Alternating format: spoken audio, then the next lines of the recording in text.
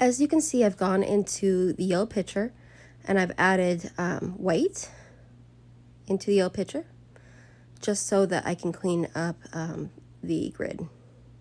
So I'm going back with black. This is just straight ivory black. And I'm using a big brush. This is number 12 flat, but any big brush will do. And I'm going right up to my objects with the black. Now, if you feel more comfortable, you can always tape the edges of maybe where the background hits the tablecloth, but it's up to you. So I'm going to use a big brush. I'm going to fill in the background. I'm starting from the edges and kind of working my way in, and then I'll use a smaller brush towards the actual objects. And it's the background, and it's a flat black background, so I don't really have to do too much blending. I can just make sure that I cover all the white spots. This will be my first coat. I'm gonna do a second coat in the next video. I'm using a little bit of water with it, but if I use too much water, the paint becomes really transparent. And I want this to be opaque, so I can't see the white spots through the background. And it's real dark and dramatic that way. So I'm just kind of filling it in, making sure I get all the edges. And I'm using a paper towel to remove any excess water. Now I'm using a smaller flat brush to go up to the object because I don't want to leave any kind of halos around the objects. So remember, it's paint. If you go up to the object and you go into it, you can always take a clean wet brush and just wipe it off with that, or a paper towel. As long as it's wet, you can still remove it. And if you go into an object, you can paint over it. So remember, it's forgiving. Don't be too intimidated by the process. I'm going into my object. I'm just going to kind of do a line around it, the contour line, and then I'll go up and paint to the edge.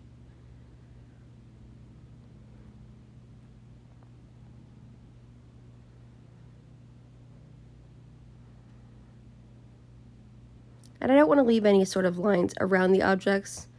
I want it to all feel very seamless, so I'll blend in that line with the other background color. Even though it's the same color, you can still see where the marks are. So I'm just adding the edge of the background. Again, you can tape it if you feel more comfortable.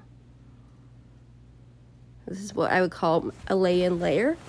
So what you're going to see in this video is a lay-in layer, just a first layer, and we're doing a very general lay-in of doing the darks, the shadows, and some of the lights. So I'm starting with the darkest dark and working my back from the background to the foreground. So next, I'll just add a little shadow in the middle ground. The edge of that bowl, inside of the bowl, is pretty dark, and the edge of that fruit is really dark. Now, I know it's not black, but right now I'm going to put it black. I could always glaze the color, but this way I'll have a value structure set up. And this will create more of a successful painting. It gives it high contrast as well.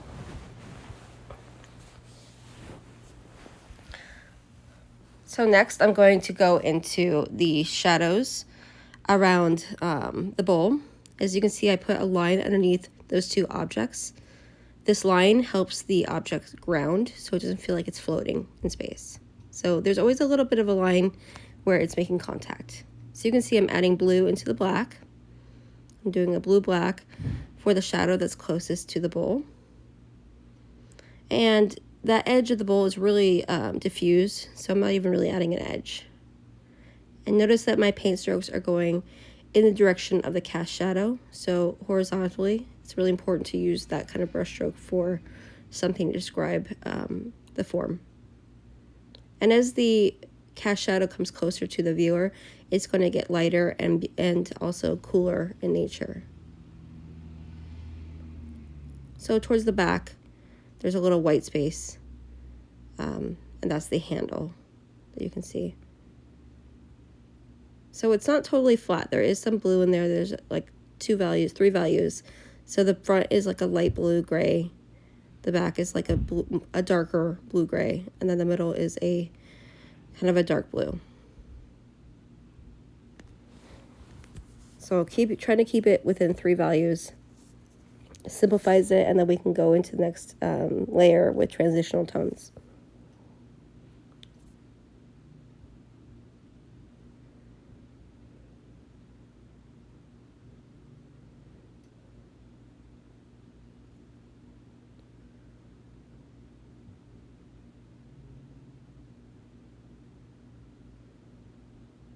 And I'm doing that shadow right next to, between the bowl and the pitcher. And it has a little bit of purple in it.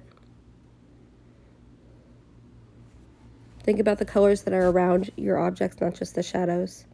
So that that vase is yellow, so complementary colors, purple.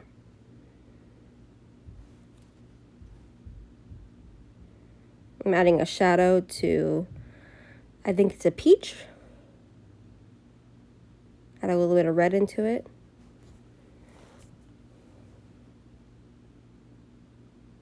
Again, this is just setting up the darkest darks so that I can work into medium tones and light tones.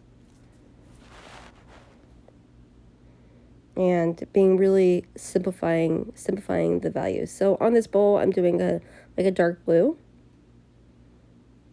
It's almost like a patch of blue. I'm not really blending too much here. And then there's a shadow that goes diagonally across the bottom of that vase. And I'm adding more blue as it goes closer to the light, and more blue-green. And I'm defining the edge of the bowl. And of course, the edge of the ellipse of the bowl. If you want to work with a smaller brush, you can. If you feel more comfortable, of course. So here I'm mixing some colors on the side, some yellow greens, some blue greens. And I'm diffusing it a little bit with black. And on the right side of that bowl, it's a little bit lighter than, say, the left side.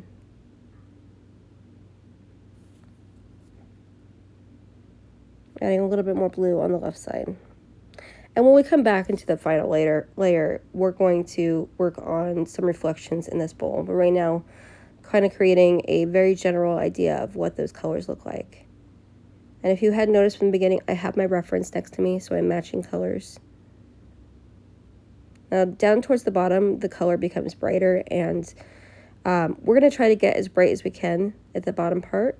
However, if you have a phthalo blue would work wonderful with this. We have an ultramarine blue, and you know, you're going to try to get as close as you possibly can to it.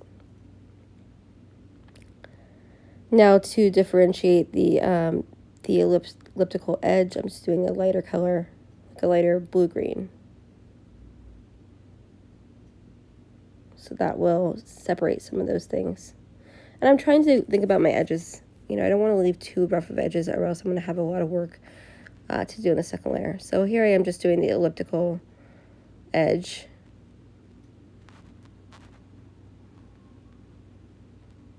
Again, this is the lay-in layer, so it's not exact. Right, so we're just trying to add some simplification there. And of course, it's a little bit darker blue inside the bowl on the left side. And don't forget that a little triangle in between the two fruits. As I'm cleaning my brush, I'm actually using the paper towel off to the side and wiping off any excess to make sure that I'm not mixing extra colors in there. So, of course, we're going to move on to the big yellow vase. So for the shadow on the left, I'm mixing yellow and red and a little bit of purple. So this is a little bit too intense of red, so I'm going to neutralize it. It's almost like a rusty orange. And I'm going a little darker than what the shadow is there because, again, I'm going to glaze. But this will give it a high contrast, and it'll establish where those shadows are really quickly.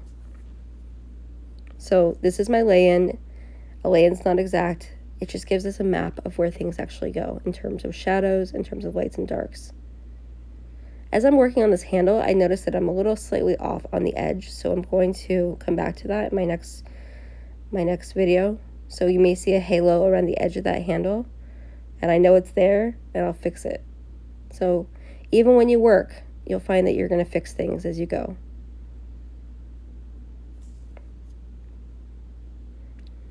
To get to the next layer of color, I'm just adding more yellow into that same color, just a little bit of the other color. So it's almost like a mustard yellow. Brighter than a mustard yellow, I'd say.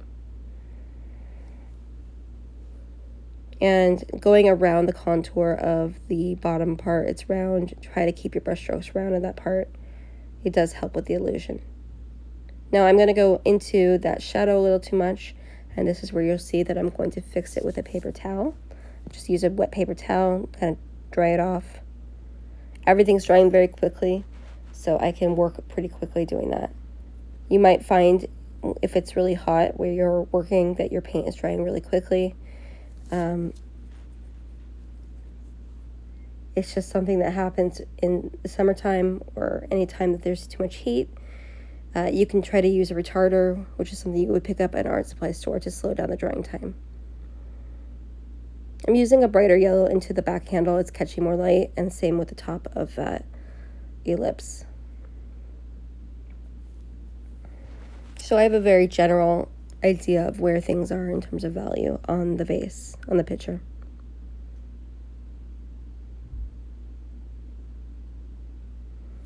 So again, lay and layer. I'm doing a red-orange on the peach. Just giving it some general shape. There's a lot more to this than what I'm putting in, but this will be a good place to start.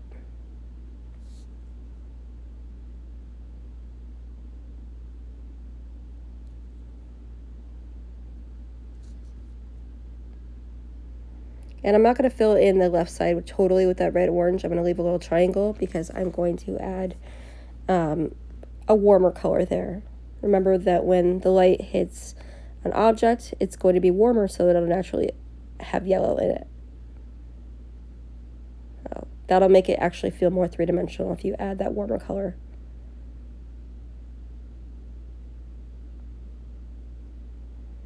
So it's starting to have a little bit more form.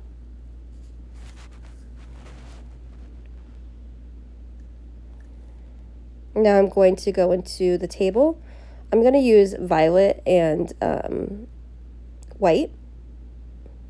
Now remember, violet is really strong because it has blue and red in it, which are both strong colors, so try not to use too much. The right side of the canvas is going to be a little bit more bright, so a little less violet, a little more white, maybe even a little touch of yellow in that color. And then the left side, as you go closer to the cast shadows, I would just pull in a little bit more blue, more purple, so that it feels like it's getting darker. You can see I pulled in a little bit more blue into that back color, and it pushes the space back further because blue is cooler. And I can go in and just kind of touch where those like little white highlights are.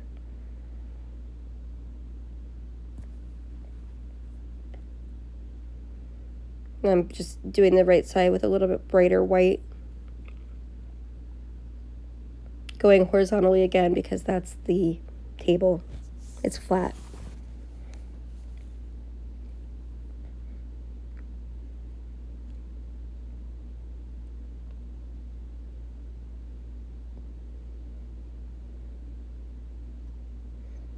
So I want to add a few little highlights before I move on. So there's a highlight on the picture, of course, at the top.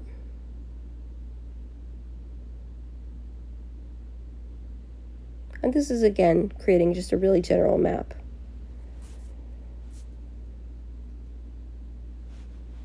And I'll do a highlight on the peaches. Very general. And that's it.